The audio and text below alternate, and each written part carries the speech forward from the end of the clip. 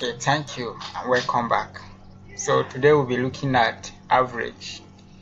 The last time we did not finish the total the way I wanted us to finish it, so we will just browse brief about it today. Then we do the average. I'm not going to be doing it on the total column because we are done with that now. I'll just show you the last method. I told you there were three ways. So the last one is by using the scores, the numbers in the cells, which is very recommended by me. So you start by putting your equality sign to tell the application that this is a formula.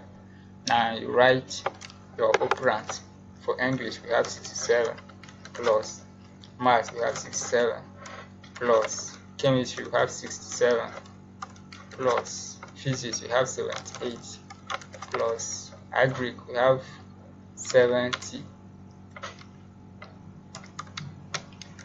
and we have 70 again for biology, 70 again for animal husbandry, we have 67 for civic education.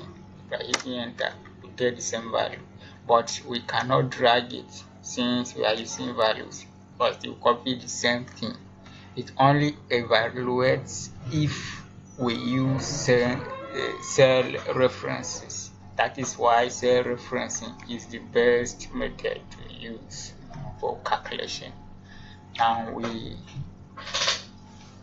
have to be doing it for each student, which will take longer, so I don't recommend this. So we'll go back and do the average we want to talk about today. Average, we know it is the total number of the items divided by its count. That is the number of items. That is the total of the scores divided by the number of the items. And we know that. So we have total already. We can go by dividing the total itself by the number of items. Items are 8. We have 8 subjects here, so that is the total by counting. So we divide, this column is K3, so the column for total is K, so we equal to K3 divide the slash / by 8. Hitting enter will get the result to be 69.5.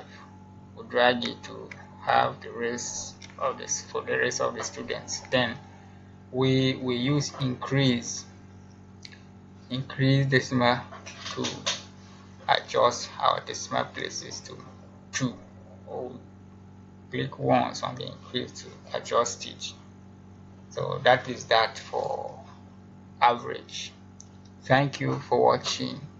Subscribe, share and like. See you in the next video. Bye.